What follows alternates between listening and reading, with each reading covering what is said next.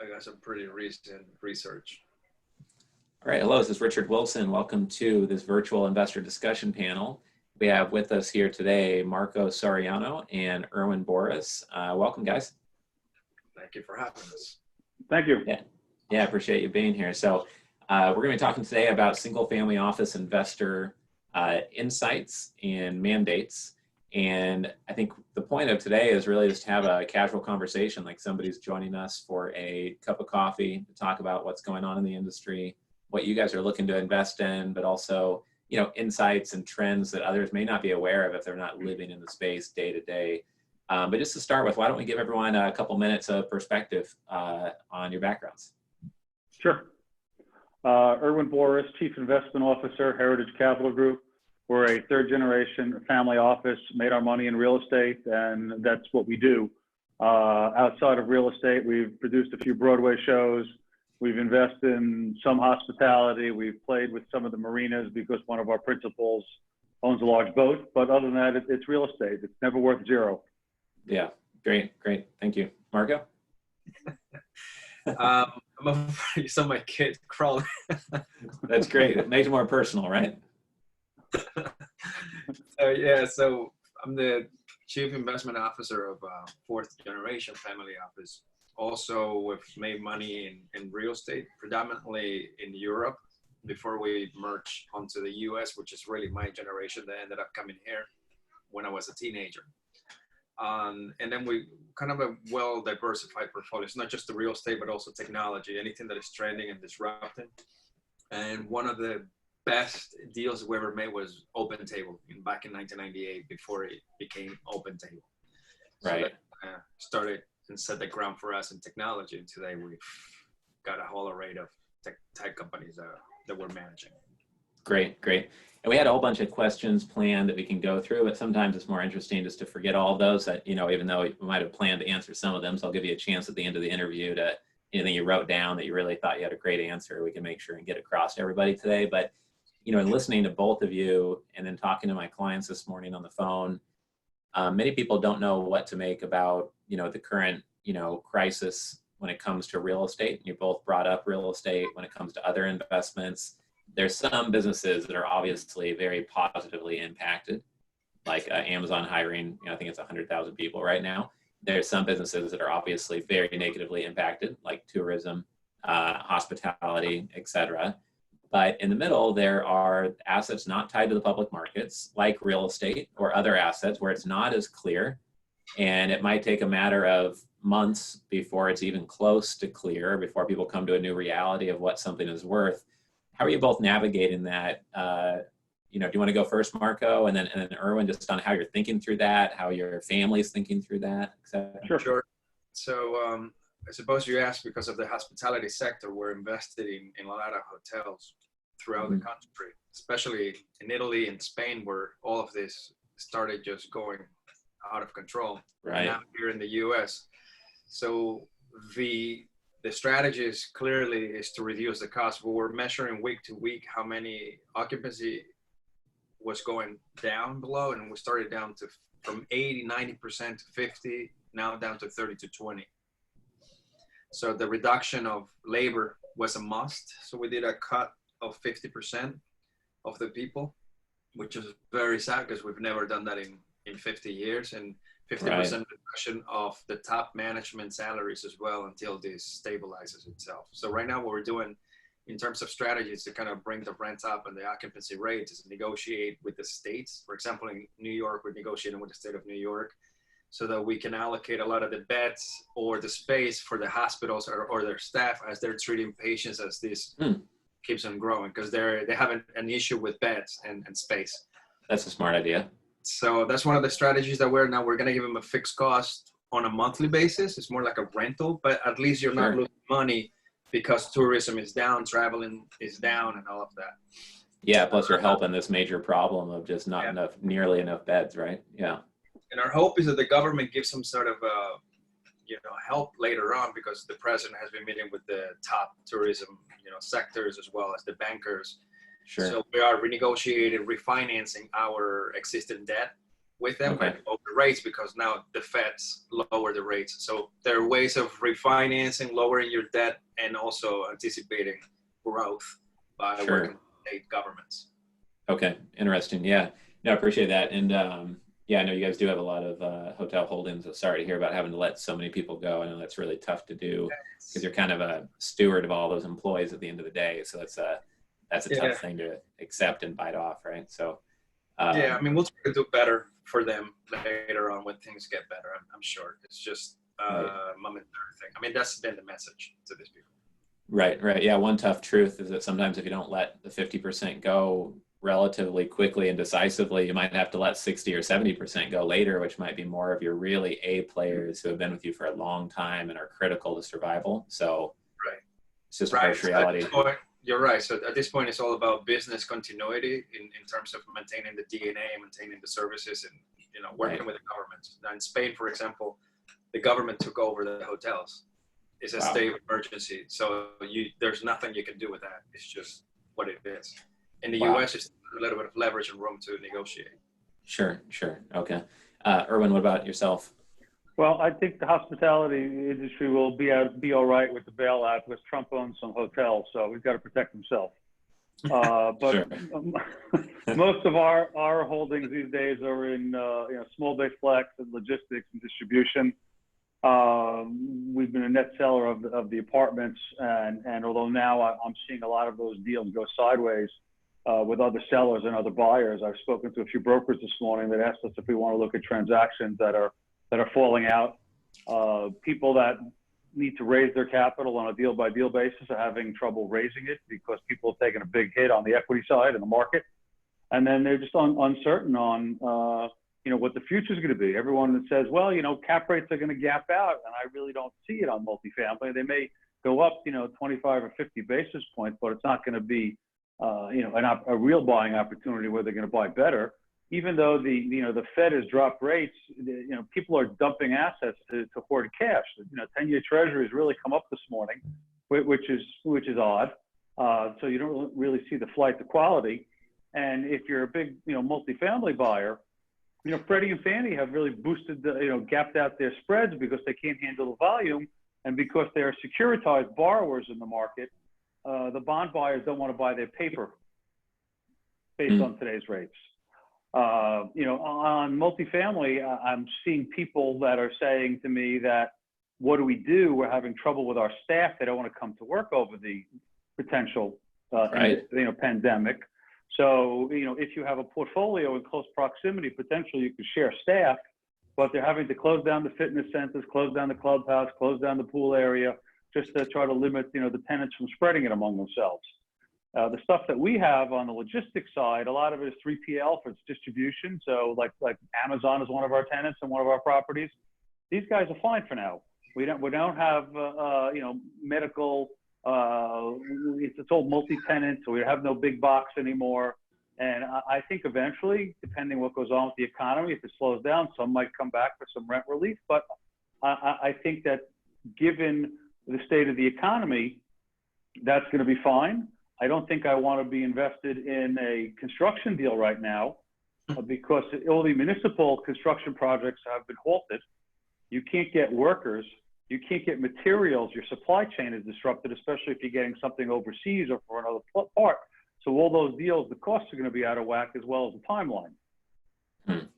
Right. Yeah. Many good points there. I mean, it made me think about how when there's a big change like this, anytime there's a big movement of money, there is opportunity for people in the investment world to find some sort of arbitrage. But the best time to invest is when there's uncertainty. If you can tolerate a little bit of risk. The best time to invest is when there's blood in the streets, even if some of it's your own. Yeah. Because eventually it's going to come back. I agree. Right. We're looking at all the potential distress assets. I mean, one of the things that we learned in 08, 09 is that we should have had more cash equivalents ready to go and deployed. And today we're doing that. As a matter of fact, we're talking to other family offices in terms of a JV so that we can allocate more capital towards this next wave of distress assets that we're going to be looking in the market. I mean, you're already seeing that. Sure. Yeah, no, that makes sense. we saw this and we saw it coming and said, wow, this is kind of an issue because we're hosting a live event every week and a half. So, that's not happening. So we had to kind of transform into, doing daily investor mandate interviews, doing panels like this, doing webinars.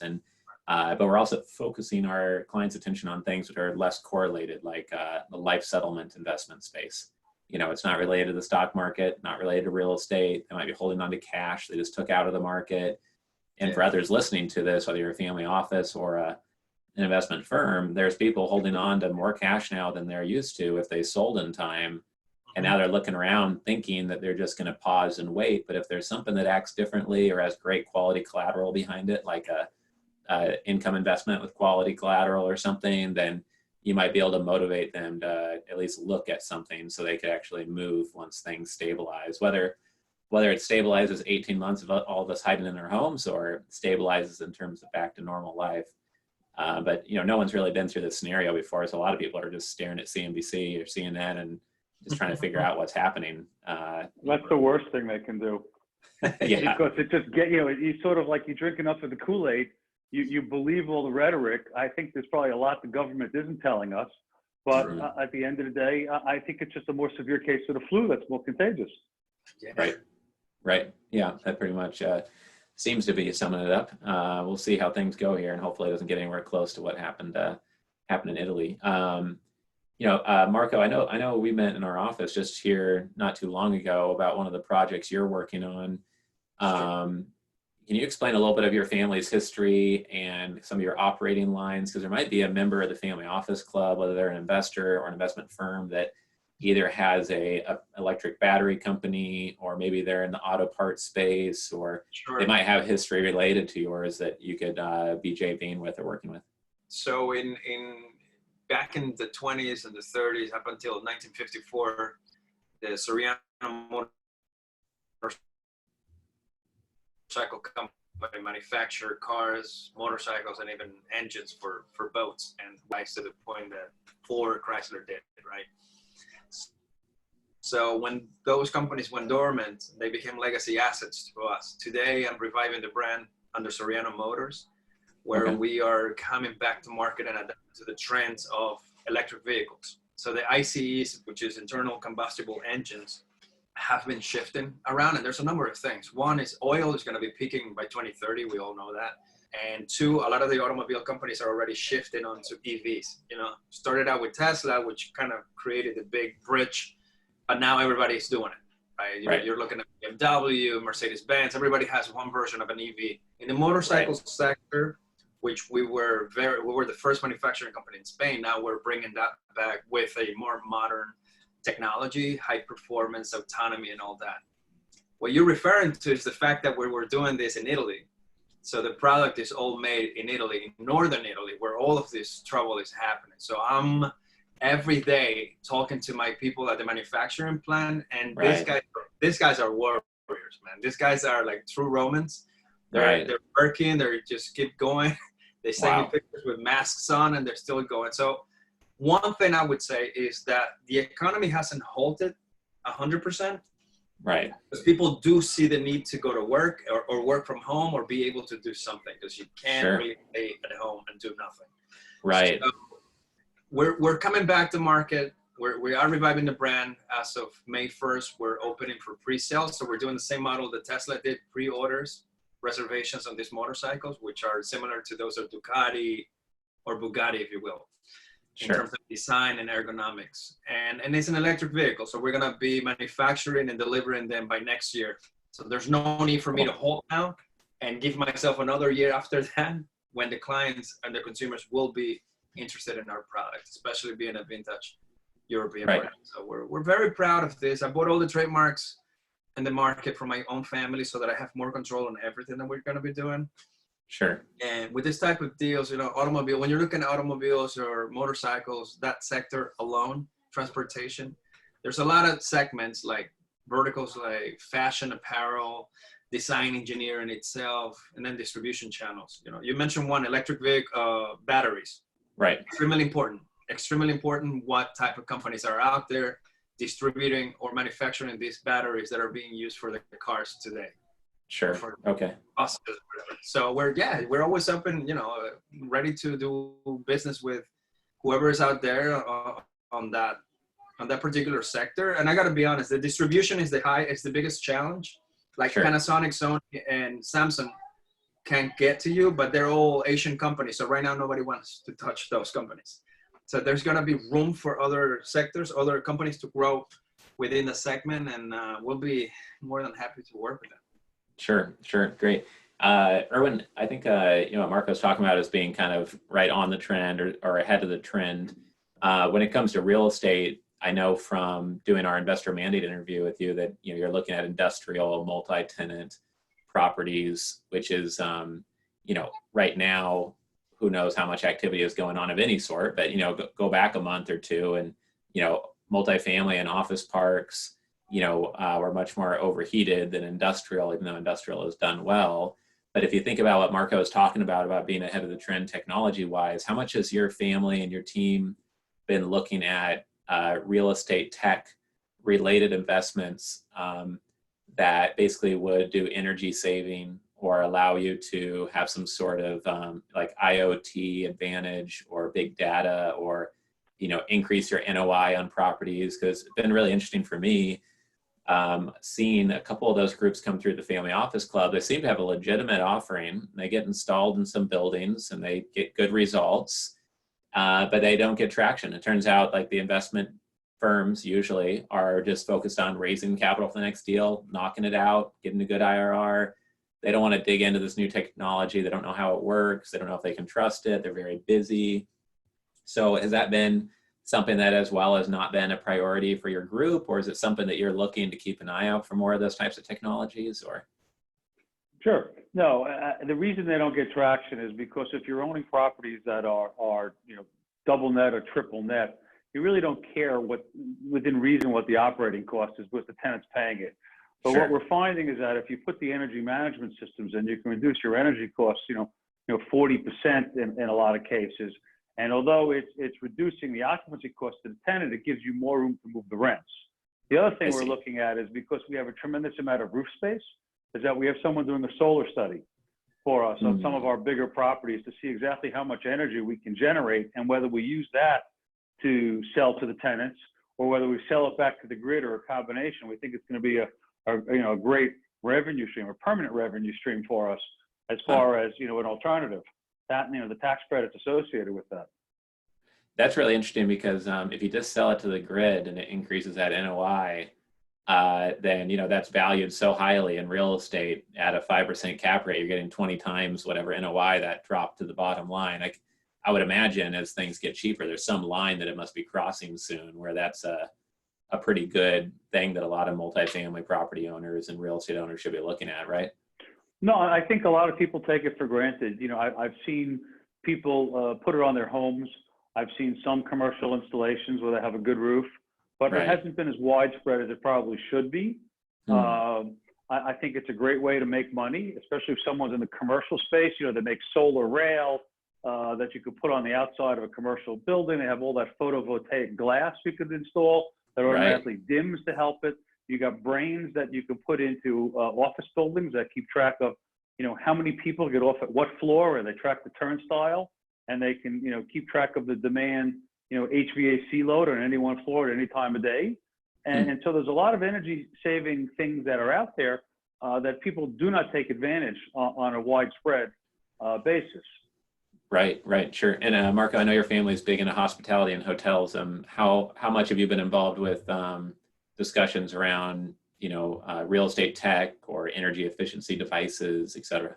Tremendously. I mean, okay. A big part of when we buy these real estates is to optimize them to technologies that can reduce the cost of inventory management, to manage an electricity efficiency as well. Electric vehicles are growing, and I go back to that because they need grids where to get energy from. So you can sell that. There's not that many available, and it's an opportunity. So that's one aspect. The second aspect of it is reduction of costs by OTAs. So a lot of the hospitality sector relies on Booking, Expedia, even Airbnb has become a competitor in the market, which has driven numbers down. So we built our own OTAs. We invested in different sectors that complement the sector itself, like transportation, events, restaurants. Sure. To create our own app. So now we have an app in the market, Airstays, that I think I mentioned it to you, which pretty much takes all of these components under one single app under our dashboard, and it reduces the cost from 30% that you pay to the OTAs down to 2 to 1%. Eventually, I want to get rid of it. And the second component to this was we're converting all of those reward point systems, loyalty reward point systems that you get that are typically useless, because they expire and you can never redeem them. When you redeem them, they typically, you never know the formula. It's just they're useless. So we're taking all those existing points that we put out there and converting them to what we're calling a crypto point, which is called stay. So now we're giving you a point that is being traded on a secondary market, so it has potential value to it. So whenever you travel the world, if they're plugged in within our platform, you can book a Marriott, or you can book a SPG, or you can book one of our hotels and be able to use these points for real fiat and pay for it. But you're getting real value is what I'm saying at the end of the day. Huh, interesting. Yeah, I mean, usually the people talking about crypto are people in their younger 30s who are not part of a multi-generation, like single family office, or someone who's going to change the world, and then you kind of ask what they have, and sometimes they've developed a lot, other times it's a nice PowerPoint and an idea that's not active yet. And so I definitely like to keep in touch with you on that, because I want to see more of these kind of either smart contracts or something that's got a real functionality, and be able to point to like 3 of them that are real and running every day and productive, Absolutely. I mean, these cryptocurrencies that we heard of, I know a lot of it's like nonsense. There are assets. Their assets are being traded, but people are buying and selling them. That what they don't have is a primary market exit or utility to it, right? They keep calling them utility tokens, but they're not being used or utilized. In this sense, when we're looking at the hospitality sector, transportation, and anything else that complements tourism, that's your true utility to it. So instead of just putting something in the market that nobody is familiar with, what we're doing is taking back your existing points and giving you something with more value to it. Sure. A way of transacting, so you can transact with this worldwide. You don't have to be tied up to Bitcoin or Ethereum or any of this. You can actually fiat in exchange for it. I see. Okay. And Erwin, I'm sure you've come across a few platforms that claim to be changing the whole real estate space by taking an asset, tokenizing it, and now you can own 1/1000th of this, office park or something of that nature. Just from having you speak at some of our investor summits on the tokenization of real estate assets, I would guess that you're a fairly skeptical guy of that application. But people say, wouldn't it be better for titles to be under smart contract, or to have some sort of better, more secure, tracking basically of all these assets when they're worth so much? Why leave it up to this paper trail that gets verified by some attorney when it could be a smart contract that's way more secure, and you're less likely to get, fraud, because there's a lot of fraud around when a real estate deal closes. People hack your email accounts, and then they change, where the wire transfer is supposed to go at the last minute, and et cetera, et cetera. So what's kind of your take as kind of a conservative, you don't live in the crypto world every day, I imagine, Erwin. So I'd like to get your opinion on your view of the space. No, they are getting better, where a lot of the title information and history of properties is becoming more available online. They could make it a lot more, more seamless. And the closing process, is always, we had, knock on wood, we haven't had a problem with any hackers yet. But I know I spoke with a fund yesterday where they're sending out their chief underwriter was sending out all these emails. I'm like, what do you mean you want payment? You want payment early? On what? And it turns out someone had hacked into their server, and they were sending out emails, and at least people thought it looked suspicious that they're not really putting in routing information or anything to transfer money, but they actually all emailed back, but they had control of the underwriter's email, so they're responding to the assets, to send the assets, to send for cash, make your payments early. We want to close our books way before the end of March, and I thought it was kind of concerning. But there is a lot that can do to streamline the closing process. As we all know, at least none of us is an attorney, so I won't be disrespectful, but the legal fees in some of these transactions are just crazy. Right. And when you see the billing runs where you got a partner, you got 4 associates and all sorts of other people, and I'm like, what did everybody do? And then they're billing you for overhead and paper clips, and I think we could really cut a lot of the closing costs down by streamlining this. Everyone is, through some kind of tokenization where a lot of the information is in there. A lot of your own personal history could be tokenized, just like the lender will store your information if you've done multiple financing with them. There's got to be some universal way to do that. So if someone wants to rather than run Dun and Bradstreet or TransUnion or some credit report, if there's a neutral party who has everybody's data, it really makes the process a lot easier. So every prospective person that I want to do business with, I have to send them a small deck. I have to tell them whether AUM is. I have to give them our track record. And if there's just a way to do it, right? We're all that. Yeah, I would be interested in seeing that. Right. Yeah, it's kind of backwards how inefficient our whole space is between even with you, Marco, connecting with other auto families, or with you, Erwin, trying to source a deal, or for like the investor I was on the phone with today, one of our clients, it's like a $15 million net worth investor looking for good independent sponsors and alternative investments. A lot of families, even if they're worth $300 to $500 million, they have to bump into someone at a conference or get a referral through their friend who invested with someone. And the whole industry is super inefficient, which is good for Family Office Club. That's why we get to exist, is to try to connect the dots a bit. But I think everyone's looking for things to get more simple and more direct and more secure. And you're exactly right to, someone might have a private lending agreement with 3 different people, but if that's not recorded at some central house, you don't know that they're overextended because it's not formal bank debt or traditional credit history debt. Yeah. And with all the hard money lenders out there, who knows how many people they owe money to, essentially. I think that's an issue. Separate from it's a tricky sector, but you gotta know who you're working with. I don't know who when Scott, and in terms of his tech team, but you need to know who these guys are and what they have done before, like anybody else. Like if you work with a bank and you're gonna give them any of your money, they're gonna go through a suitability process where they need to know all about you. It's the same way. Way. And this information, yes, it can be hacked. As a matter of fact, I co-author a book, and I think I mentioned to you, Decoding Cybersecurity. It's going to be published by Forbes in June of this year. And I broke it down in terms of, allowing people to understand how these technologies can be attacked from different ways and how you can protect yourself from that. So it's a manual to protect yourself, but at the same time, it could be a manual for them to learn how to attack you better.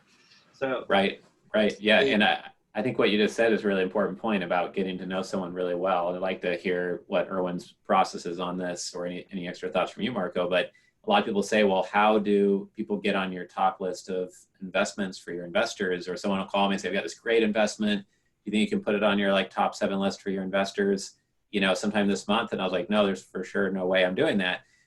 Because a lot of things get weeded out because I haven't met them in person yet, or I haven't known them long enough. They don't have a long enough track record. I don't understand their strategy, or they're confusing everyone, or they don't seem highly professional, or they're too stressed out, they're too rushed. It's not the right fit for what most clients are looking for. It's too aggressive. It's too early. So every investor has a slightly different mandate, and some investors like going in really early. Some investors do only VC. And if you made your money in a space, you're willing to usually take a little more risk in a space where you made your money. Sure. But for all those reasons I mentioned, a lot of things get cleared out quickly to kind of focus more time on what seems to be in the strike zone. Erwin, can you comment on kind of your process? Because you come to our events, I'm sure you go to other events as well. And just what are some of the things that just clear out most of the deals right away that make your life more sane? Because we all have a lot of opportunities coming towards us. You have to sort through all the time. I'm looking for people that have experience, that have done it before, that can provide me a track record in addition to references. But the one thing I've noticed is, given how real estate has really ramped up in the last 10 years, is you look at the underwriting. When I see there's more in fees than there is skin in the game, it's just like hit the delete key. They're like, well, why do you understand? One guy sent me a deal. They're buying an apartment property in Atlanta. It's been empty for years. It was a great location. And I'm like, what's a guarantee fee? Well, we've had to bring in a guarantor for the bank, even though it's a non-recourse loan. I'm like, none of you have the financial wherewithal to really do this. You've never done it before individually or even collectively on smaller scales. So you got a lot more people in the business that shouldn't be in the business. So that's what people look at us. They say, well, how long have you been around? We've owned some assets since the 40s in the family, and we continue to hold them because I don't want to have to find something to replace the income stream. So it's be experienced, be transparent, have verifiable references. Not just, you put your friend down that's going to vouch for you, but we're going to go a little deeper than that. And it's just like people do for us. They if they're going to verify our returns, they want transparency. They want to be able to look at the closing statement for the purchase, all the cash flows during the holding period, the exit closing statement, and formulate their own return calculations. So be prepared for all that. If you're not prepared for that, I have to take a step back. It's sort of a test. If you don't have it available, it's a non-starter. I may not ask for it depending on your references, but I want to know it's available. Right. Yeah, it makes sense. I mean, do you sometimes co-GP or consider co-GPing with someone if, say, they're honest with you from the front, they know they've got a great deal, they say, look, this is where we are. We're not the global leaders. We're not institutional quality. We know we're a ragtag group of 3 people that are trying to make something of ourselves. And this is deal number 3 for us. But we also know we have a great deal. Can we just be a minority partner and we just give this deal to you, Erwin, and you run with it if you underwrite it and think it's great, and we find some sort of solution that's a win-win? Do you co-GP with people like that and allow them to? No, we absolutely do. We don't have a problem lending our balance sheet and our experience and our track record. If sometimes guys have raised the LP or they have trouble raising the LP capital. And if it's a really good deal and we believe in it, we'll help them fill it in. And you can get the experience. You can watch what we do and how we do it. You can have a seat at the table, whether you want to do the monthly tours or not, or monthly calls on how the asset's performing. Whether you want to go down on quarterly physical inspections, you're welcome to. But it's also a way to really teach the next generation of what's going on. I sit on the executive advisory committee for Fordham University in New York for the graduate program there. And people say, why do you do it? You don't get paid. I said, because if I don't help the next generation of real estate professionals, they're never really going to learn from someone who's seen several cycles go up and down. Right. And it's the same reason why we're willing to co-GP on a good deal. Right. Makes sense. Marcos, what about yourself, Marco, about, how do you quickly sift through the emails, the people coming at you, and figure out who's real or not based on your experience? That's a really tricky thing. I mean, I think I've been in the space long enough to know who is who. I'm not the wisest person, but I am good at reading people and understanding if they have skin in the game. But apart from that, even if you have the money, even if you have the track record, if I don't like you for whatever other reasons, I'm not going to do business with you. Right. Because if you're going to do some kind of deal with anybody, you're going to become friends with that person. You're going to meet their families. I mean, that's how deep and familiar with a person I would get. I'm not going to just do business for money. That's not a good way of doing things. For other people that works. For me, it doesn't.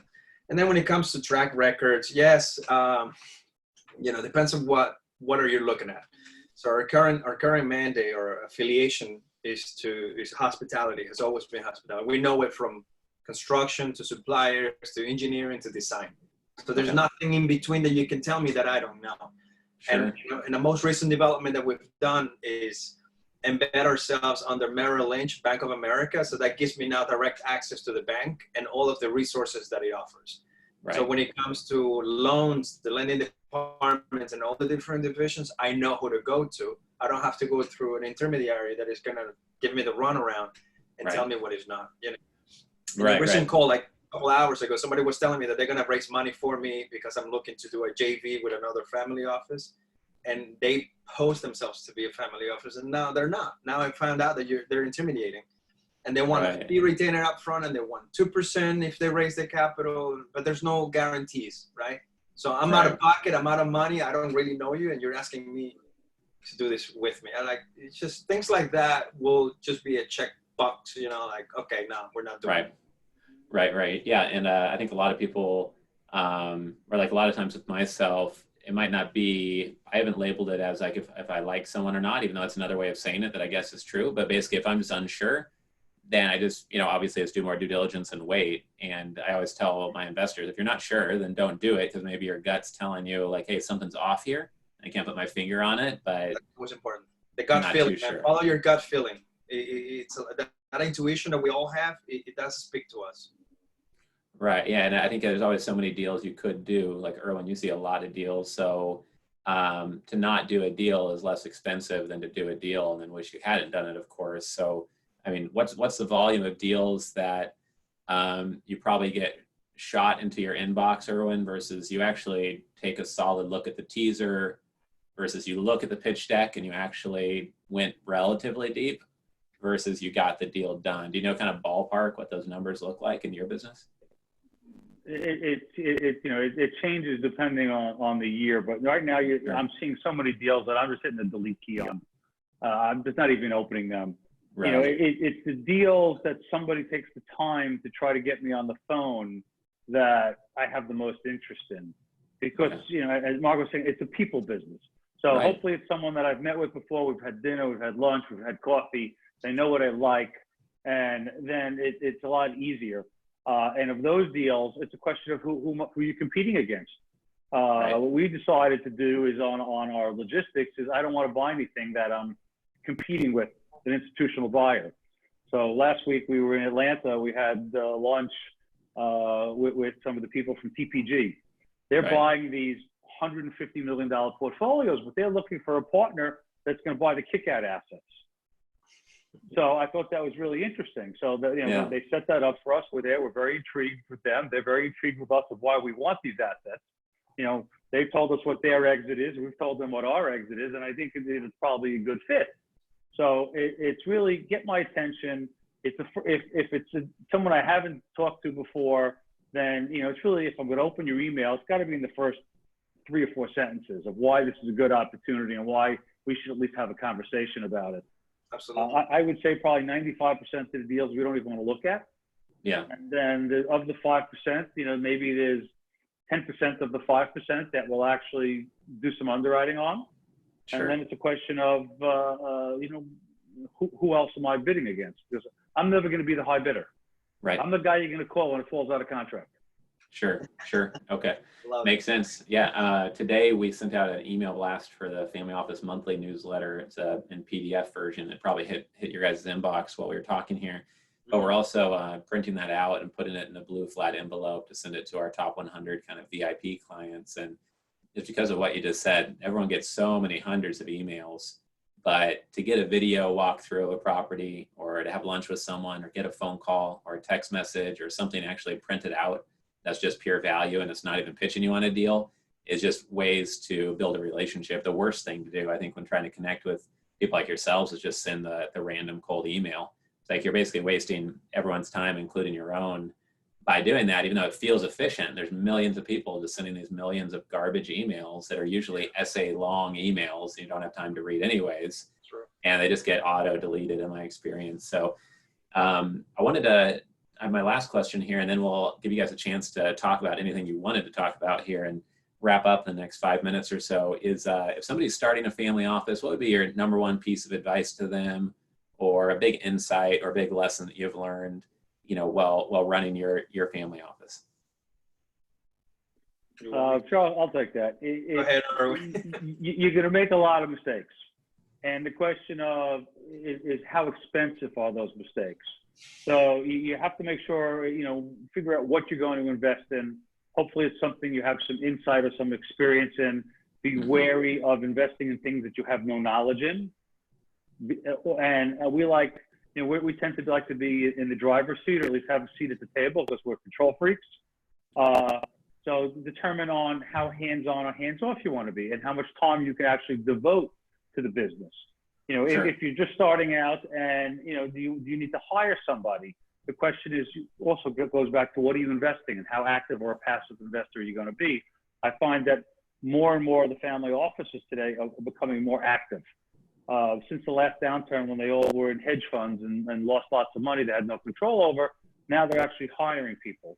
So I'd say before you start, depending on what the net worth and liquidity is, if you're going to start a single family office, you might want to work in conjunction with the multifamily office or with someone who does wealth advisory for multiple people, just to get a little experience and seeing what the opportunities are out there, because it'll give you a better footing when you want to make decisions on your own.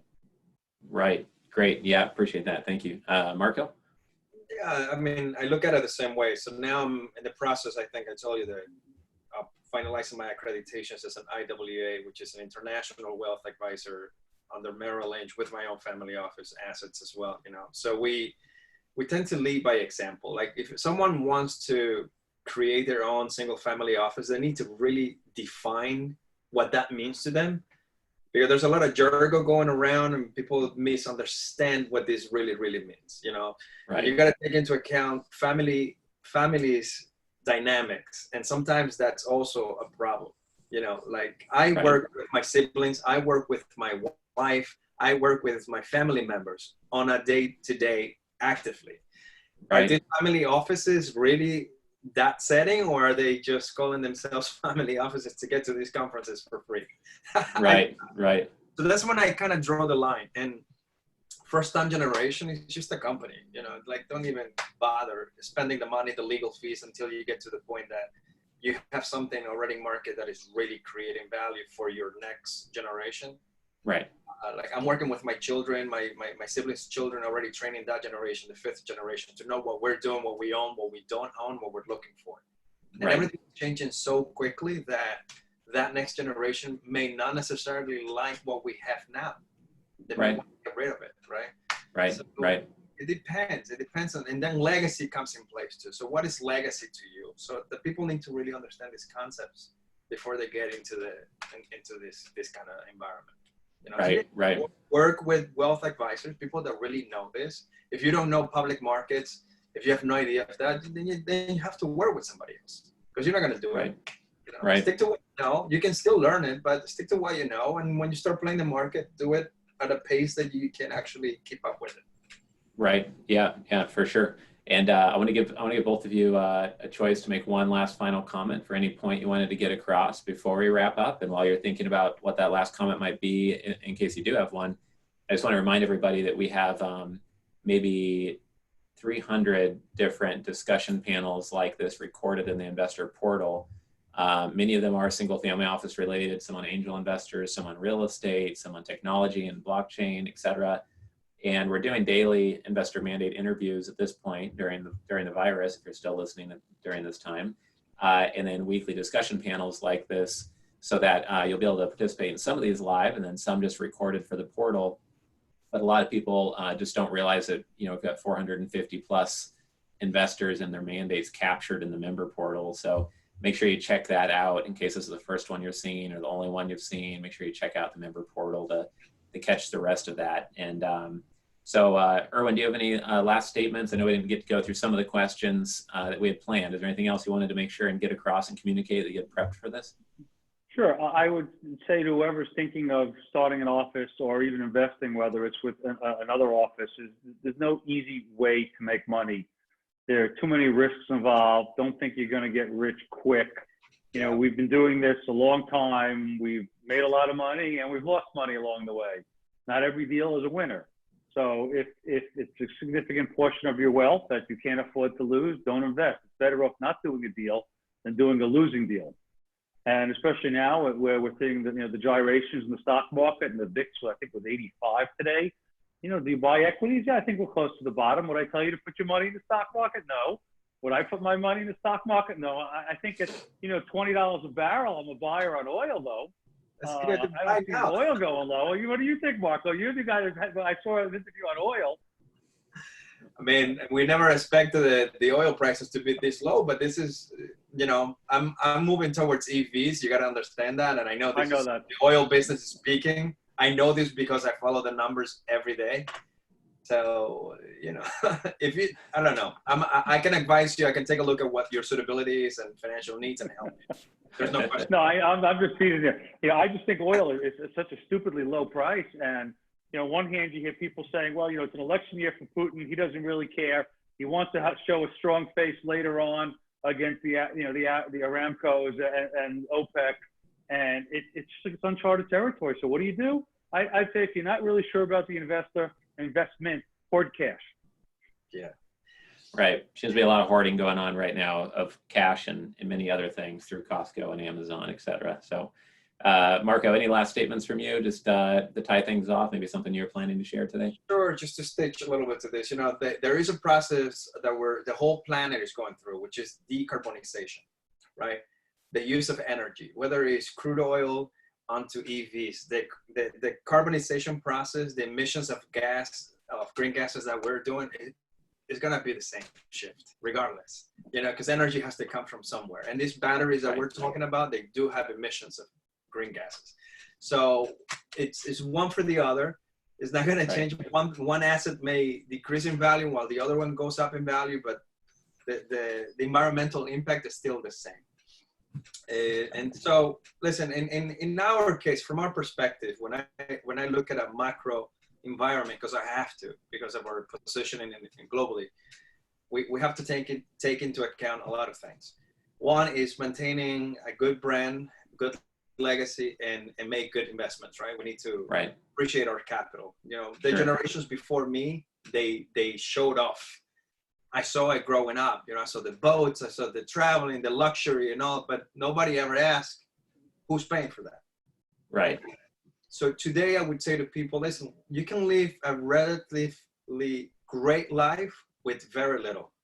Right. You don't have to have all this stuff. Honestly, you don't really have to have all this stuff. And I'm one of those persons that don't even care if you're talking to me about your yacht, your private jet, or how many wives and children you have around the world. I don't care. It's about really values, family, and that's the true legacy when it comes to family offices. And if you have that, then you have a future to build for those next generations. So concentrate on that. Allocate your capital towards that. And if you have time, maybe have a foundation, have something that can help society wherever you live and have a better impact to that. And that's something that we do. That's something that I'm very, very responsible and involved with, and my whole family as a whole. Sure. That's my piece of advice. And if you need more advice from our perspective in terms of wealth management or advisory from a much bigger, perspective with having Merrill and all of that behind us, I'll be more than happy to have a conversation too with you. Sure. Great. Yeah, no, I appreciate bringing that up. And that's been the most popular piece of content that we've been talking about since Q4 last year, was just having values for your family office, and your company. Because everyone has them for your company, but almost no families have them. Yeah. Even though it doesn't cost anything to figure out what your family's values are and put them above your dinner table and talk about them. It's about market intelligence, man. And we are limited when you're just a family office that focuses on one given sector. You cannot see the whole panoramic view. Right. And this is why we're testing this out, working with Bank of America and Merrill this time. It is expensive. It's not cheap. Right. But I think it's worth it. So far, I've seen nothing but benefits to it. Yeah, for sure. Great. Well, thank you both for joining me. Once our live events resume, we'll have you back there. Happy to have you on the podcast again sometime. If you're listening to this and you're not within the member portal, just check out familyoffices.com to see what membership includes in the Family Office Club. And thank you, Marco, and thank you, Erwin, for your time here today. My pleasure. Thank you. Yeah, take care. All right. Bye, guys. Bye.